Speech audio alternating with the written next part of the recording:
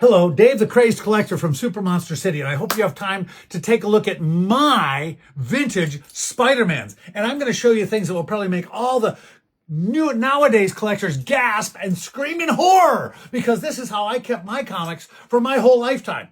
Almost all my vintage comics are stacked like this. So back in the day, before there was comic boxes, comics fit in grocery bags. And I would go, oh, here's the Spider-Man, and I'd write down every issue that was in this bag, all right? Because I thought that was pretty cool. I was pretty smart. And then my mom, who was a church secretary, she made me these really cool numbered panels. And then I could mark down, and I know this is Spider-Man because I'm missing the first two. I was missing the first two at that time. And then I probably quit about number 110. So whenever that was when I stopped saving my comics this way. So you can see they've been sitting on a shelf in a grocery bag, unbagged, unprotected, just wild, ready for mice and silverfish. So the first one at the top is 114. Oh my God. And then 110. But let's go down to the bottom through this beat up, ripped up bag, because eventually I got to sell all this crap. Oh my God. I got to put it in bags and boards because nobody's going to buy it raw.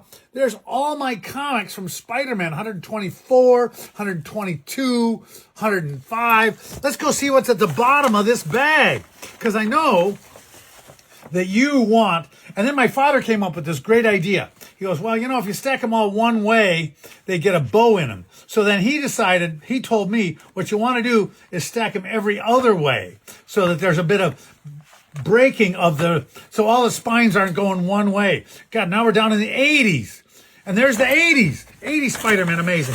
And let's keep going because I'm going to have to bag and board these. Now we're in the 60s. Can you believe this? And then there's this. You can just smell the difference. Now we're talking about the 50s. Remember these issues? Oh my God, look who's back. Doc Ock. This is so incredible. I've looked in this bag twice in this century. One time with a friend who was a good collector, and another time, wow, look at that, I got doubles of that.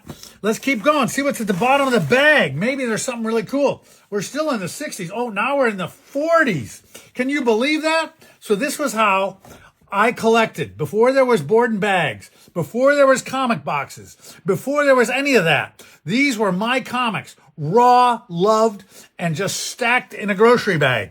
We're getting to the bottom of the box. Let's see who's down there. Oh, some of these are actually in. Look at that. I got doubles of that. I should sell that. Oh, look, there's that. Oh, wait, there's a guy named Joe.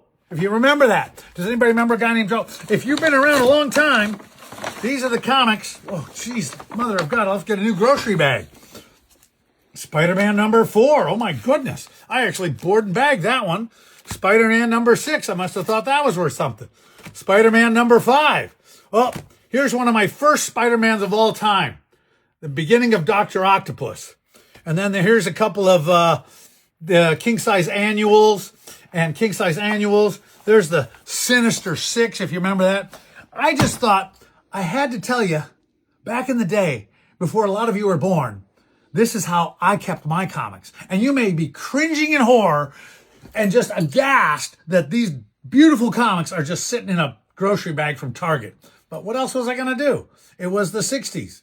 Nobody knew yet that comic books would become the thing they were. And I was saving them for posterity and legacy. Now it's my turn. I'm going to a con in the spring. And I'm going to sell some of these. But we'll know what, when, where. I'll tell you more. Thanks again for looking. We'll talk to you later. I got to go find a new grocery bag. Bye-bye.